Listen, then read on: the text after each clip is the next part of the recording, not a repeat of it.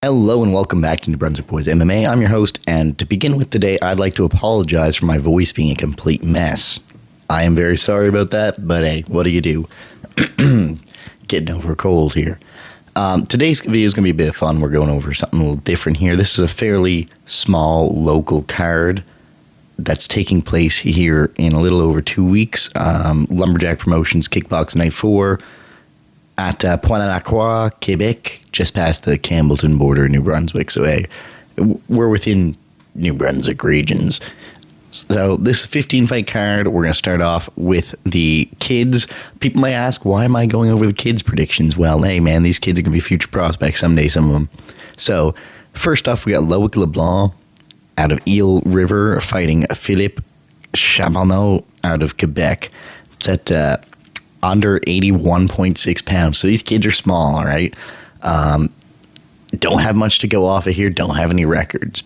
But judging off the look of them, they're both excited. But Philip looks too happy and excited and like a happy, friendly child, man. That kid looks too content with life. You know, he's probably getting some cookies. He's probably being well fed. The kid's looking too happy for this. So yeah, honestly, I'm just going to side with Loic here. He looks a little more locked in, a little more angry at the world. You know, maybe he hasn't had as happy of a childhood. I don't know. But I don't know either of these kids, but I hope that they both do well and have some fun. I'm side with Loic LeBlanc. Next, we have Tony TNT Pictou versus Thomas LeBlanc. Now, Tony Pictou is a local legend. This kid's been fighting for a while. Thomas LeBlanc looks like he's going to be a bit bigger than him. Height-wise, he looks like he's going to be taller, maybe a little more aged and developed.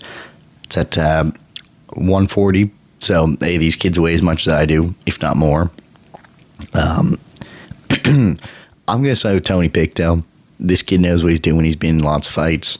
He's from Campbellton, so he's got that French New Brunswick, rural Acadian lifestyle. So he's probably been, hauling in some lobsters. This kid's been chopping lumber. He hasn't had it easy, so we're siding with Tony Pictou here. I think he's going to get done. Next up, we have Zach Thunder Godbout versus Emile Chabanneau out of Quebec. I'm siding with Thunder here. He's got the Ninja Turtles boxes on the TMNT. I could see that. I like that. He's from Kedgwick, so I know he's at a Bruno's gym. The guy putting on the card, Bruno Lumberjack, on Instagram. I'm siding with Zach Thunder Godbout. This kid looks locked. This kid looks great. They both look very happy at some 121 pounds. This should be fun to watch. I won't be able to watch this, but it should be fun to watch. I'm putting my money on Thunder. The Ninja Turtles boxer sold me, kid. Next, we have Cedric St. Pierre versus Isaac Fournier. So you got another kid from Kedgwick versus another kid from Eel River. Both are looking pretty locked in here. All right. Cedric looks very happy. Isaac, I can't really tell. He kind of looks tired in this picture, but the AC/DC shirts get some points with me. The Raps get Cedric points. I really don't know. At 101 pounds, I'm going to side with Cedric because I have a feeling Bruno's been teaching this kid some shit. So that's my prediction. Next up, I believe this is the last child bout. We have Olivier Godbout versus Raphael Chabanneau.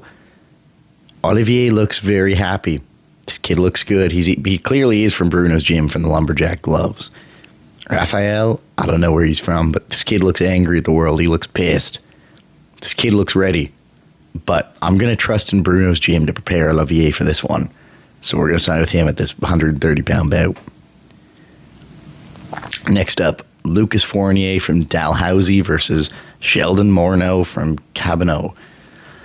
This one's at 147. Lucas looks like he might be a little bit older and more developed, a little bit more of a man. No offense, Sheldon, but you look younger. Just because I'm siding with Lucas here, there's a difference that happens as you develop. Not just maturity, but also your muscle density and your physicality. Just as you get older, things change. That's why 30-year-olds are more in their peak than a 20-year-old. Even though a 20-year-old's younger, you'd think they'd be in the peak of their lives, which they are, but they're usually not in their physical peak. Usually it comes closer to 30 when your body has time to fully, develop, fill out. I'm picking Lucas Fournier. Next up, we have Danik Labonte and Joey Kaplan. Now, Danik Labonte, his older brother, I believe, fought Devin Turner in one of these and won. It was at 132. I know his brother came in way above the weight class for that fight. He's also from Kedgwick. I'm signed with Danik. He looks angry. He looks pissed. If he comes in overweight again, like his brother did, he's going to have some size in this guy. And, I'm going to trust in Danik Labonte for that reason. He also looks to be in good shape, and he looks locked in. Next up, Mathis Bernal from Eel River versus Dylan Stickles from my gym. So, this should be interesting. Dylan definitely looks more physical than Mathis. I know Dylan has to cut for this one. Dylan's a strong guy, man. There's not much I can do when he starts grappling me. I know he's got like 50 pounds on me, but man, there's nothing I can really do. He's short and stocky. He's got some power there, particularly his kicks. He likes to jump and spin a lot, which has its moments, but I don't know if Mathis is going to be able to figure that puzzle out. Spinning attack, someone who does them a lot, if you can time them well, you can use that against them. But if you're good at spinning and you know how to wait for the right moment to land it, it makes it a very unpredictable opponent for your opponent, I guess, to figure out. Makes it very hard to figure you out. So I'm fine with Dylan here. He's going to make weight. He'll be good. It shall be done. And next we have Logan Pangburn from Dalhousie versus Maddox Ramsey. Logan looks big, man. But Maddox is good. And Maddox is bigger than he looks. And Maddox has got some nice hands. Speaking from experience. If you know, you know. Yeah, man, I'm siding with Maddox Ramsey here. I don't think the physical... I think they're both going to be about the same size in there. Logan might be a bit broader and shorter. I'm putting my money on Maddox to get it done. He's got some crispy hands. He's probably going to get TKO here. That's my prediction. Next up, we have Candice Viano from Campbellton versus Eric McHugh from Sackville. Or area, sorry. Not Erica. Candice looks older, for sure. I know she got that, the French genetics, Campbellton. Gonna have some Acadian strength in there. But she looks like she might be a little too old to be able to keep up, man. So I'm gonna side with Area on this one. Ira, however that's pronounced. Ira, I don't know, but we're gonna side with her youth in this one. I just don't think Candice might hit harder, but I don't think she's gonna keep up pace and speed wise. That's all. Next up, we have no official poster for this one, so we had to make do with this. Charlie Lease versus his opponent, whose name I do not know. All I know is that he's from Moncton, and he's a fairly big guy. They're fighting at 205. The photo is pretty accurate, Buddy was a fairly big dude. I'm taking Charlie in this one. Poachuk Lease is getting her done. I'm trusting the YN. Charlie's only 19. The kid's already had 2 fights in the past year. He won a kickboxing match. It was an exhibition fight, but Charlie won all 3 rounds. This was back in August, I want to say. And then he has FLA debut. He lost that one to an early stoppage, but man, the kid showed some heart in that. He defended friggin' every submission attempt, just constant grappling. And on the feet, he was looking good. I'm taking Charlie via, knockout in this one. Poachuk's pissed. He's getting her done. I'm going to have faith in him. He's long. Kid's like 6'4.5", 19, athletic as fuck, fast, sharp, and he's slowly picking up the other details. His brother Ben is, helping him out with that, but Charlie is a natural athlete. He hasn't been doing martial arts for a year, and he's already doing real good. The kid's been athletic all his life. He's done a bunch of sports. Growing up with Ben Lee Cyril Bird didn't hurt his fighting development at all. But man, the kid is doing good. I'm taking Charlie Lease all day, every day. Next up, we have Marco Savoy from Track ID versus Zach House from also our gym. I'm taking Zach in this one. Zach won their first fight. He got DQ'd because Marco kept turning around getting hit in the back of the head. But Zach was winning until he got DQ'd. I'm taking Zach in the rematch here.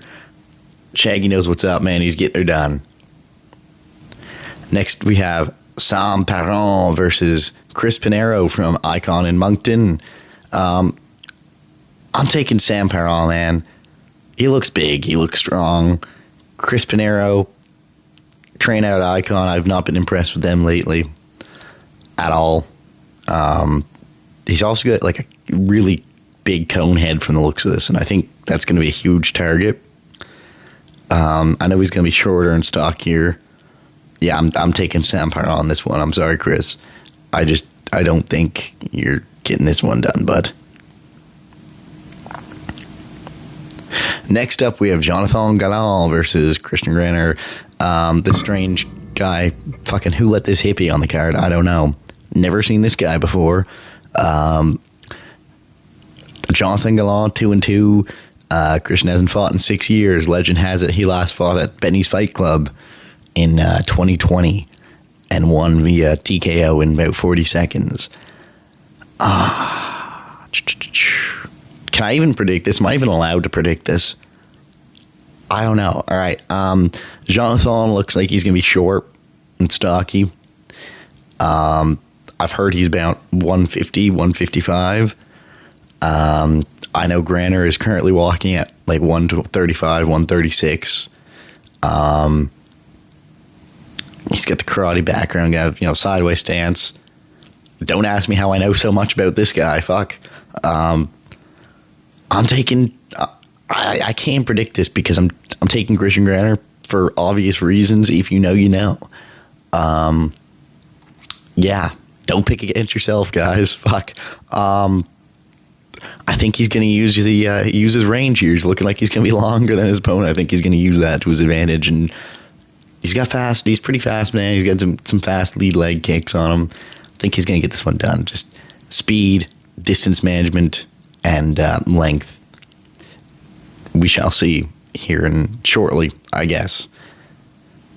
Next, we have Remy Fortin versus Julien Levesque. Remy looks good. Julien looks rugged though, like rough and rugged. He looks like he's ready to fucking throw. But I'm picking Remy Fortin. He's looking locked and loaded. He's looking good. And he looks like he might be a bit younger, have some youth on his side. But he also looks like he's ready to throw, man. Like, Remy's looking good. He's fucking crazy shape on him. Honestly, a lot of the people in this card are in crazy shape. Even back here, Jonathan, he's in real good shape, man. I know he's way bigger than Mr. Grenter here, but yeah, he's in crazy shape too. Remy's in crazy shape. I'm taking Remy on this one. And finally, the main event of the evening, you have Stephen Turbo Johnson versus Sebastien Savoy. Tied Hill versus Cabano. I'm taking Sebastien here. He looks way meaner. He looks way more rugged. He looks ready to get her done. I don't know either of their records because I can't find them. But yeah, I'm taking Sebastien here. So, Sebastien, Fortin, Graner, Sam Perron, Zach Howes, Charlie Lease, Aria, Maddox, Dylan, Danik Levante, Lucas Fournier, Olivier, Cedric, Zach, Tony, Loic, and that is our predictions. That's who I'm taking on this card. Rule set is kickboxing. C class, no knees or elbows to the head for the children. I don't think they're allowed to head kick either. C class for adults, they're allowed to head kick and whatnot, and they wear headgear.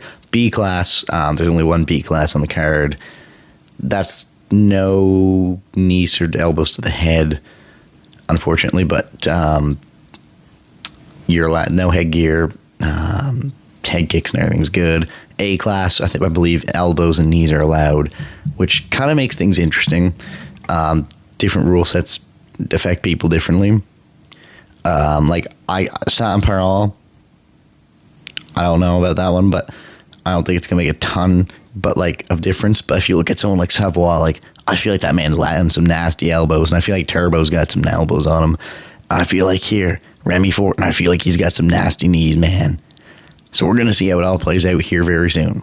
Thank you very much. Take care and have yourselves a lovely day.